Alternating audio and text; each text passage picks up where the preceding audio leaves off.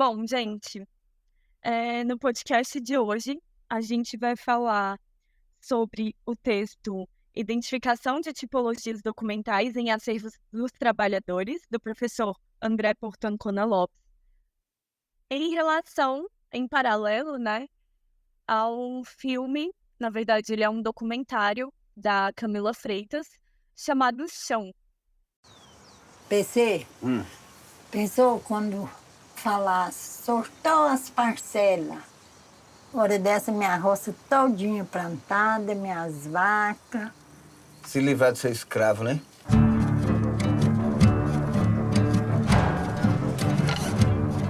Nós somos um movimento que luta pela terra, mas também pela transformação social. A gente fica trabalhando o resto da vida ali e tal, mas você não é seu, sabe? Vive daquilo, mas você não tem.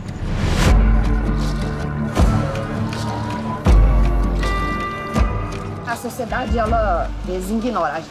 Sede sem terra, Deus me livre. Pra mim, nossa amizade acabou por aqui.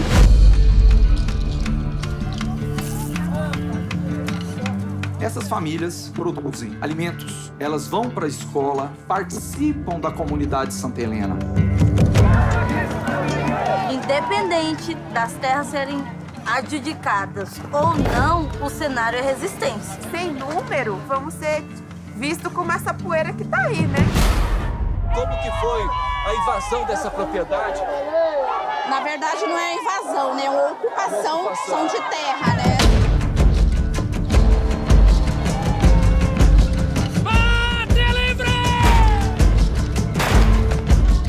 De que vocês têm fome? De cana ou de alimentação saudável?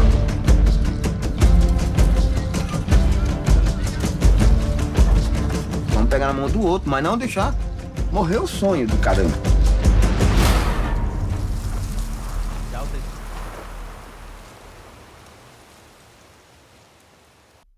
Então, gente, o documentário em questão, ele foi publicado no dia 29 de 4 de 2021.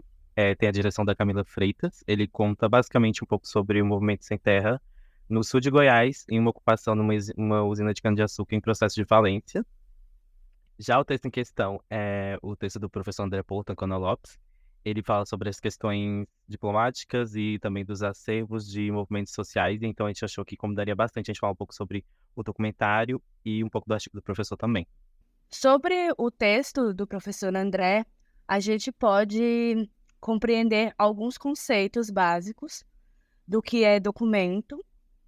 E é interessante a gente entender como o documento é compreendido por se configurar como qualquer informação fixada em um suporte. O que podemos compreender também que isso faz com que qualquer coisa possa ser considerada um documento. Mas agora, em relação a documentos de arquivos, ele existe a necessidade e a vontade de um fazer administrativo, ou seja, não é apenas uma documentação que informa, mas possui essa característica de prova. O professor André Lopes diz em seu texto que o conceito de arquivo demanda ainda a ação deliberada de preservar os documentos após o cumprimento das atividades para as quais foram criados, com finalidade de prova da execução de tais atividades. A organização desse material deve ser capaz de disponibilizar informações que permitam identificar essa vontade administrativa, ou seja, o contexto de produção.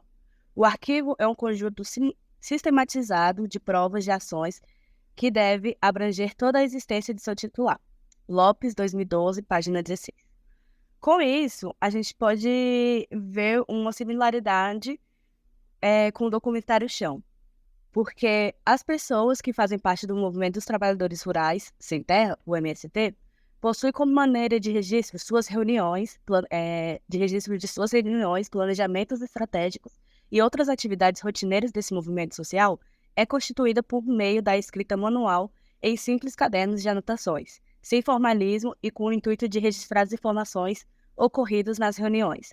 Ou seja, não há símbolos, caracteres que dá a forma a uma documentação diplomática. Bem, no Guia do Acervo da CEDEM, Centro de Documentação e Memória da Unesp, de 2018, é mostrada a diversidade de dimensões e suportes dos documentos, compostos por registros textuais, bibliográficos, iconográficos e audiovisuais. Com isso, em relação ao âmbito e conteúdo dos materiais, o acervo é composto por publicações do MST e sobre o MST. Material de propaganda, cadernos de formação e educação, recortes de jornal, relatórios de reuniões, correspondências, projetos, material pedagógico, documentação financeira e administrativa, documentos textuais produzidos pelo setor de educação da sede nacional, fitas de vídeo e Jornal dos Trabalhadores Sem Terra. Com isso, o meu ponto é que, como eu disse anteriormente, para um documento ser considerado de arquivo, ele possui em sua gênese o valor probatório. E é interessante perceber como esse fazer arquivístico está inserido no cotidiano desse movimento. Como escrito no texto do professor, as organizações do movimento social apresentam características próprias que tendem a se perder se forem tratadas com base em esquemas universalizantes. Tais características também tendem a ser diluídas quando se prioriza o aspecto formal dos documentos. Devemos considerar e discutir os elementos informais presentes na produção documental de natureza social e política. Nesse tipo de entidade, os documentos, muitas vezes, são produzidos sem regulamentação, normatização oficial ou preocupação jurídico-legal, e costumam ter caráter mais informal, sem muito controle dos padrões de produção, razão pela qual são de difícil identificação. Então, seguindo o gancho da Lucélia, eu acho que ela já deu uma definição geral sobre o artigo. Um parágrafo que está no texto do professor André, que ele fala que a organização arquivística deve procurar sempre retratar as atividades reais da instituição, na medida do possível, ser o espelho fiel dessas para que haja uma correta contextualização na produção documental, conforme os modos definidos pela própria dinâmica administrativa da organização. Só que a gente, ao observar o documentário, a gente percebe que essa produção documental, ela se dá de várias maneiras. Então, quando vai para a questão da oficialidade, quando vai definir o grande público, às vezes organizar, se perde muita documentação nesse trâmite de organizar, porque assim, o espelho que é mostrado não necessariamente retrata exatamente as funções e as atividades do próprio movimento. Quando tratamos de movimentos, de arquivos de movimentos, a gente pega muito nesse gancho, porque o que acontece? Como a Lucélia citou, o arquivo ele não é composto só por arquivo, documento de arquivo no sentido administrativo, da vontade administrativa de produção. Ele tem vários outros elementos, como audiovisuais, que às vezes não está voltado no sentido administrativo, mas no sentido de reafirmar ou de própria biografia do movimento, como textos produzidos, sem necessariamente uma vontade administrativa, mas mais de divulgação, as próprias propagandas que são na questão visual, mas ela está voltada no sentido de divulgação também. E tudo isso comporta no fundo, que está na SEDEM. E o que a gente pode observar o paralelo entre o documentário e o artigo do professor. O documentário ele fala muito sobre essa questão do movimento, mas ele não cita o movimento. É como você expõe várias questões, mas ela não fala abertamente sobre o movimento em questão. Ela não fica citando, ela contextualiza todo ele de maneira muito sucinta e ampla. É uma questão muito da questão micro do movimento, entendeu? Coisas que a gente, vindo do macro, a gente não consegue observar. E outra coisa que vale ressaltar é que sobre o sentimento de comunidade. Aí entra muito na questão de memória e oralidade, porque o movimento em si, fora da produção documental, ele também gera uma produção cultural e uma produção oral. Então, esse sentimento de comunidade vai se perpassando além do próprio acervo, além do próprio fundo. E eu acho que, assim, de maneira geral, esses são os apontamentos que eu teria para dar. Também pegando um gancho com o que o Lucas falou, com a Lucélia, eu levei um pouco esse documentário para um lado social da arquivologia, que eu não sei se é pouco estudado ou se ainda não tive muito acesso a essas discussões, mas é muito importante a gente falar, né, que esses movimentos sociais e comunidades remanescentes, elas também vão gerar uma documentação, né? E aonde fica essa documentação? Qual é o lugar aonde ela se insere? Quem cuida, né? Então, esse lado que vai um pouco mais para o social da arquivologia, acho que é importante ser tratado aqui também, né? Foi falado um pouco no artigo do professor André, foi colocado um pouco nessa perspectiva do documentário, aonde esse movimento, né, ele luta pelo direito à terra e um direito social. Então, eles vivem daquilo, mas eles não têm aquilo, né? Eles estão naquela luta. Então, isso se insere num eixo político, porque eles não fazem uma ocupação escondida. Então, é um processo que é delicado, né? Ele vai mexer com autoridades, ele vai mexer com, enfim, julgamentos, e é uma questão delicada, né? E por isso tem um processo importante dessa documentação gerada, né? Tem uma importância nessa documentação gerada, porque é falado no filme que eles têm o cadastro do pessoal que vai para o movimento, né? O cadastro do próprio movimento. A partir disso, desse cadastro do movimento, eles mostram para o INCRA que existem pessoas associadas, que existe aquele interesse, né? E aí, a partir daí, o movimento vai pressionar o INCRA para ele delimitar as terras, né? Então, é um processo onde a documentação, ela prova alguma coisa, né? Como se fosse, assim, da atividade de fim deles, na verdade, né? No caso. Mas eles vão pressionar o INCRA para isso, né? Então, a documentação, ela vai permeando ali o movimento, né? O filme, eu achei interessante falar que o filme, ele acaba sendo um documento do próprio MST, mesmo produzido por pessoas de fora do movimento, né? Porque é muito importante a gente perceber que essas estratégias, que a gente pode falar que são ocidentais, mas não são, se a gente olhar para a origem, né, desses centros de documentação e outras coisas, apesar disso não é um olhar tão ocidental assim, mas a gente pode falar que os mecanismos de institucionalização da memória, eles são ocidentais. É importante a gente perceber que cada vez mais os movimentos sociais e as comunidades remanescentes estão utilizando essa linguagem para que seja uma linguagem que o próprio jurídico entenda, sabe? A própria sociedade entenda. Então, eles utilizam esses artifícios para registro da sua própria memória, que é o que vai ajudar eles a conseguir, né, aquele direito que, na verdade, já deveria estar assegurado, né? Então, no filme também, eles mostram muito sobre algumas assembleias, então tem aquelas decisões e que são gerados documentos também, né? Então, é muito interessante que cada pessoa tem um caderno com anotações, né? Eles acabam lendo as anotações, assim, para falar um pouco sobre qual foi a decisão tomada pela comunidade, né? Isso já é uma geração de documentação, né? Quando eles têm alguns gritos pró-luta, assim, né? Algumas cantigas ali, eles também consultam cadernos. Então, é importante a gente perceber que todo passo ele está sendo registrado, né? Então, realmente acontece essa geração da documentação, né?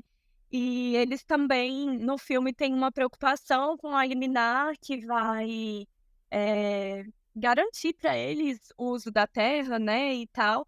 Então, eles também se preocupam com a questão da documentação e a garantia dos direitos. Muitas vezes eles falam, assim, no filme, que saem do processo com uma esperança baixa, assim, porque eles não entendem os termos do jurídico, eles não são populares, então acaba dificultando aquilo, né, aquela leitura do que eles vão decidir ou não, mas que mesmo assim eles estão lá, né, fazendo essa pressão popular, que na verdade é o que é importante, né, assim. Então, também tem uma outra parte do filme em que eles desenham as estratégias deles de ocupação das terras no chão, na terra. E a gente também tem que perceber que para algumas comunidades remanescentes, principalmente aquelas que estão tentando ocupar, né, esses outros espaços, elas têm que tomar muito cuidado com a forma que isso vai ser registrado, porque se cai na mão da pessoa errada, assim, né, informação há um poder muito grande. Então, pode ser que, beleza, acabou esse caderno, essa estratégia acabou na mão de um fazendeiro lá que não quer que eles estejam naquele local.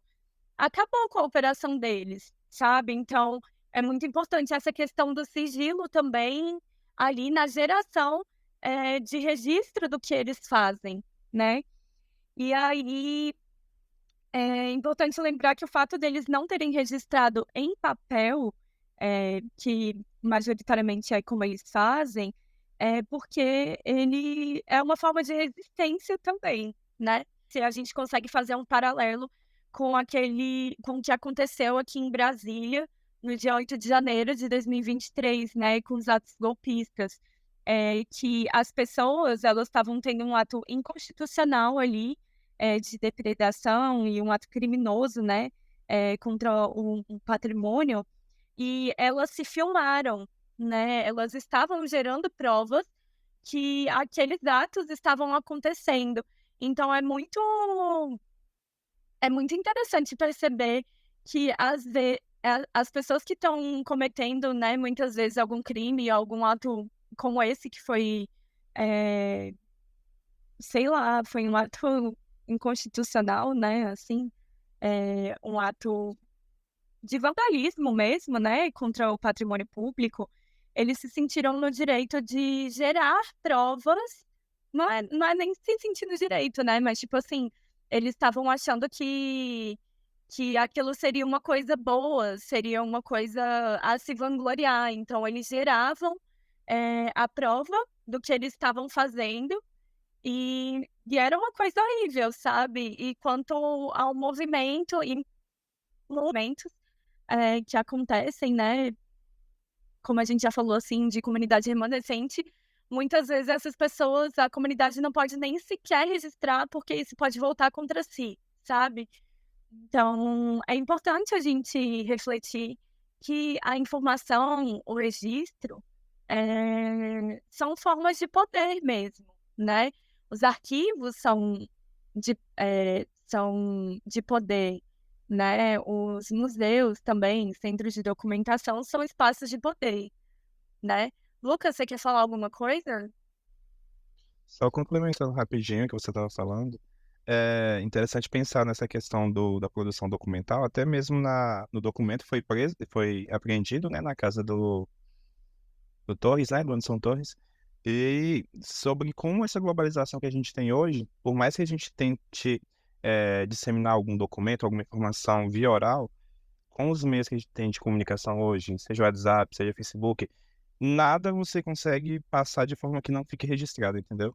Seja um áudio, seja uma mensagem. Então, é bacana pensar essa questão da arquivologia e da produção documental no contexto que a gente vive, né, da sociedade, porque não tem como você produzir uma informação, assim, tem, mas geralmente com a globalização e com a distância entre as pessoas que interagem, é difícil você produzir uma documentação ou uma informação que ela não tenha registro, entendeu? Só isso mesmo. Legal, Lucas. Pois é, eu acho que cada dia mais a gente tem que pensar esse lado social da arquivologia, porque a gente não tem uma história /memória que tenha que seja a maior delas, né? Que seja a verdade absoluta. Então, é muito importante a gente saber sobre as comunidades remanescentes, saber sobre os movimentos sociais que a gente tem.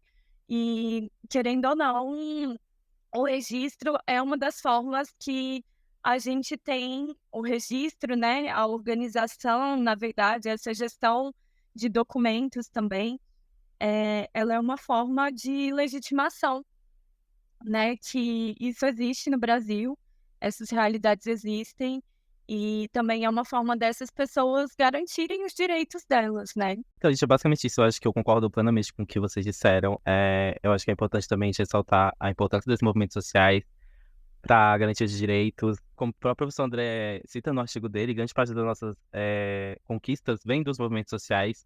E pelo fato dos movimentos sociais serem uma questão política e também muito desvalorizados, envolvendo várias questões de poder, fica difícil a gestão documental. E então fica difícil um pouco trabalhar com a memória desses movimentos, porque pela falta da produção muito informal das documentações, a gente não consegue. Eu acredito que a análise diplomática é um pouco mais difícil. Eu acho que a ordem original, você entender a ordem original fica um pouco mais difícil, você entender os fundos, as tipologias, as espécies documentais que são produzidas nos movimentos sociais. É uma questão de se pensar realmente. Então, eu acho bem válido tudo isso que a gente disse. E, bem, basicamente é isso, gente. Se vocês gostaram ou tem alguma dúvida, pode deixar nos comentários. A gente vai gostar bastante de responder vocês. E obrigado por terem assistido e ouvido o nosso podcast.